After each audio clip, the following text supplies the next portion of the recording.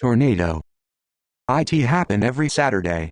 Louis would go to the track, limber up, lie on his stomach on the infield grass, visualizing his coming race, then walk to the line, await the pop of the gun, and spring away.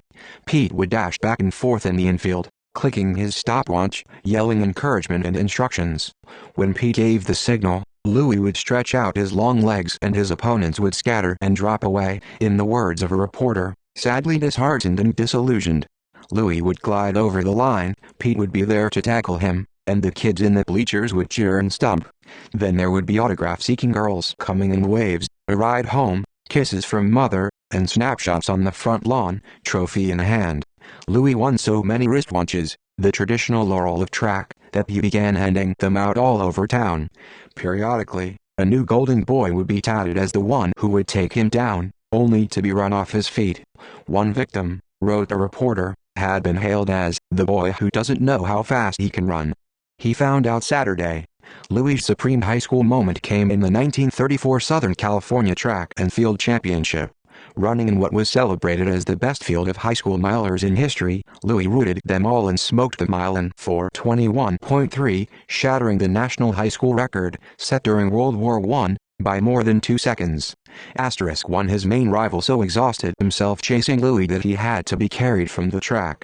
As Louis trotted into Pete's arms, he felt a tug of regret. He felt too fresh. Had he run his second lap faster, he said, he might have clocked 4:18. A reporter predicted that Louis' record would stand for 20 years. It stood for 19. Louis and Pete, Batman Corbis. Once his hometown's resident archvillain, Louis was now a superstar, and Torrance forgave him everything. When he trained, people lined the track fence, calling out, "Come on, Iron Man." The sports pages of the Los Angeles Times and Examiner were striped with stories on the prodigy, whom the Times called the Torrance Tempest and practically everyone else called the Torrance Tornado. By one report, stories on Louis were such an important source of revenue to the Torrance Herald that the newspaper insured his legs for $50,000. Torrancers carpooled to his races and crammed the grandstands. Embarrassed by the fuss, Louis asked his parents not to watch him race. Louise came anyway, sneaking to the track to peer through the fence, but the races made her so nervous that she had to hide her eyes. Not long ago, Louis' aspirations had ended at whose kitchen he might burgle. Now he latched onto a wildly audacious goal, the 1936 Olympics, in Berlin. The games had no mile race, so milers ran the 1,500 meters, about 120 yards short of a mile. It was a seasoned man's game. Most top milers of the era peaked in their mid-20s or later. As of 1934, the Olympic 1,500-meter favorite was Glenn Cunningham, who'd set the world record in the mile, 4:06.8, just weeks after Louis set the national high school record. Cunningham had been racing since the 4th grade, and at the 1936 games, he would be just short of 27. He would run his fastest mile until he was 28. As of 1936, Louis would have only 5 years' experience, and would be only 19. But Louis was already the fastest high school miler in American history, and he was improving so rapidly that he had lopped 42 seconds off his time in 2 years. His record mile, run when he was 17, was 3.5 seconds faster than Cunningham's fastest high school mile, run when he was 20. To even conservative track pundits were beginning to think that Louis might be the one to shatter precedent, and after Louis won every race in his senior season, their confidence was strengthened. Louis believed he could do it, and so did Pete. Louis wanted to run in Berlin more than he had ever wanted anything. In December 1935, Louis graduated from high school. A few weeks later, he rang in 1936 with his thoughts full of Berlin. The Olympic trials track finals would be held in New York in July, and the Olympic Committee would base its selection of competitors on a series of qualifying races. Louis had 7 months to run himself onto the team. In the meantime, he also had to figure out what to do about the numerous college scholarships being offered to him. Pete had won a scholarship to the University of Southern California, where he had become one of the nation's top 10 college milers. He urged Louis to accept USC's offer but delay entry until the fall, so he could train full-time.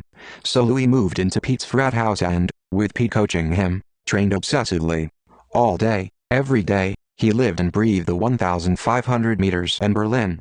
In the spring, He began to realize that he wasn't going to make it. Though he was getting faster by the day, he couldn't force his body to improve quickly enough to catch his older rivals by summer. He was simply too young. He was heartbroken.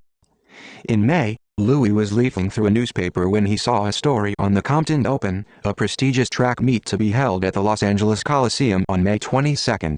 The headliner in the 5,000 meters, 3 miles and 188 yards, was Norman Bright, a 26-year-old schoolteacher. Bright had set the American 2-mile record in 1935 and was America's second fastest 5,000-meter man, behind the legendary Don Lash, Indiana University's 23-year-old record-smashing machine. America would send 3 5,000-meter men to Berlin, and Lash and Bright were considered locks. Pete urged Louis to enter the Compton Open and try his legs at a longer distance. "If you stay with Norman Bright," he told Louis, "you make the Olympic team." The idea was a stretch. The mile was 4 laps of the track. The 5,000 was more than 12, what Louis would describe as a 15-minute torture chamber, well over 3 times his optimal distance. He had only twice raced beyond a mile, and the 5,000, like the mile, was dominated by much older men. He had only 2 weeks to train for Compton and, with the Olympic trials in July, 2 months to become America's youngest elite 5,000-meter man. But he had nothing to lose. He trained so hard that he rubbed the skin right off one of his toes, leaving his sock bloody. The race, contested before 10,000 fans, was a barn burner. Louis and Bright took off together, leaving the field far behind. Each time one took the lead, the other would gun past him again and the crowd would roar. They turned into the home stretch for the last time dead together, Bright inside, Louis outside. Ahead, a runner named John Casey was on the verge of being lapped. Officials waved at Casey, who tried to yield, but Bright and Louis came to him before he could get out of the way. Bright squeezed through on the inside, but Louis had to shift right to go around Casey. Confused, Casey veered farther right, carrying Louis out. Louis sped up to go around him, but Casey sped up also, carrying Louis most of the way toward the grandstand. Finally, Louis took a half step to cut inside, lost his balance, and dropped one hand to the ground. Bright now had an advantage that looked, to Pete's eye, to be several yards. Louis took off after him, gaining rapidly. With the crowd on its feet and screaming, Louis caught Bright at the tape. He was a beat too late. Bright won by a glimmer. He and Louis had clipped out the fastest 5,000 run in America in 1936. Louis's Olympic dream was on again. On June 13, Louis made quick work of another Olympic 5,000 qualifier, but the toe injured and training opened up again. He was too lame to train for his final qualifying race, and it cost him. Bright beat Louis by 4 yards, but Louis wasn't disgraced, clocking the 3rd fastest 5,000 run in America since 1931. He was invited to the final of the Olympic trials. On the night of July 3, 1936, the residents of Torrance gathered to see Louis off to New York. They presented him with a wallet bulging with traveling money, a train ticket, new clothes, a shaving kit, and a suitcase emblazoned with the words Torrance Tornado. Fearing that the suitcase made him look brash, Louis carried it out of view and covered the nickname with adhesive tape, then boarded his train. According to his diary, he spent the journey introducing himself to every pretty girl he saw, including a total of 5 between Chicago and Ohio. Photo by David McIntosh. When the train doors slid open in New York, Louis felt as if he were walking into an inferno. It was the hottest summer on record in America, and New York was one of the hardest hit cities. In 1936, air conditioning was a rarity, found only in a few theaters and department stores, so escape was nearly impossible. That week, which included the hottest 3-day period in the nation's history, the heat would kill 3,000 Americans. In Manhattan, where it would reach 106 degrees, 40 people would die. Louis and Norman Bright split the cost of a room at the Lincoln Hotel. Like all of the athletes, in spite of the heat, they had to train. Sweating profusely day and night, training in the sun, unable to sleep in stifling hotel rooms and YMCAs, lacking any appetite, virtually every athlete lost a huge amount of weight. By one estimate, no athlete dropped less than 10 pounds. One was so desperate for relief that he moved into an air-conditioned theater, buying tickets to movies and sleeping through every showing. Louis was as miserable as everyone else. Chronically dehydrated, he drank as much as he could. After an 880-meter run in 106-degree heat, he downed 8 orangeades and a quart of beer. Each night, taking advantage of the cooler air, He walked 6 miles. His weight fell precipitously. The pre-race newspaper coverage riled him. Don Lash was considered unbeatable, having just taken the NCAA 5,000-meter title for the third time, set a world record at 2 miles and an American record at 10,000 meters, and repeatedly thumped Bright, once by 150 yards. Bright was pegged for second, a series of other athletes for third through fifth. Louis wasn't mentioned. Like everyone else, Louis was daunted by Lash, but the first 3 runners would go to Berlin, and he believed he could be among them. "If I have any strength left from that heat," he wrote to Pete, "I'll beat Bright and give Lash the scare of his life." On the night before the race, Louis lay sleepless in his sweltering hotel room. He was thinking about all the people who would be disappointed if he failed. The next morning, Louis and Bright left the hotel together. The trials were to be held at a new stadium on Randall's Island, in the confluence of the East and Harlem rivers. It was a hair short of 90 in the city, but when they got off the ferry, they found the stadium much hotter, probably far over 100 degrees. All over the track, athletes were keeling over and being carted off to hospitals. Louis sat waiting for his race, baking under a scalding sun that, he said, made a wreck of me. At last, they were told to line up. The gun cracked. The men rushed forward, and the race was on. Lash bounded to the lead, with Bright in close pursuit. Louis dropped back, and the field settled in for the grind. On the other side of the continent, a throng of Torrancers crouched around a radio in the Zamparinas house. They were in agonies. The start time for Louis' race had passed, but the NBC radio announcer was lingering on the swimming trials. Pete was so frustrated that he considered putting his foot through the radio. At last, the announcer listed the positions of the 5,000-meter runners, but didn't mention Louis. Unable to bear the tension, Louis fled to the kitchen, out of earshot. The runners pushed through laps 7, 8, 9. Lash and Bright led the field. Louis hovered in the middle of the pack, waiting to make his move. The heat was suffocating. One runner dropped, and the others had no choice but to hurdle him. Then another went down, and they jumped him, too. Louis could feel his feet cooking. The spikes on his shoes were conducting heat up from the track. Norman Bright's feet were burning particularly badly. In terrible pain, he took a staggering step off the track, twisted his ankle, then lurched back on. The stumble seemed to finish him. He lost touch with Lash. When Louis and the rest of the pack came up to him, he had no resistance to offer. Still he ran on. As the runners entered the final lap, Lash gave himself a breather, dropping just behind his Indiana teammate, Tom Deckard. Well behind him, Louis was ready to move. Angling into the backstretch, he accelerated. Lash's back drew closer, and then it was just a yard or two ahead. Looking at the bobbing head of the mighty Don Lash, Louis felt intimidated. For several strides, he hesitated. Then he saw the last curve ahead, and the sight slapped him awake. He opened up as fast as he could go. Banking around the turn, Louis drew alongside Lash just as Lash shifted right to pass Deckard. Louis was carried 3 wide, losing precious ground. Leaving Deckard behind, Louis and Lash ran side by side into the home stretch. With 100 yards to go, neither man had any more speed to give.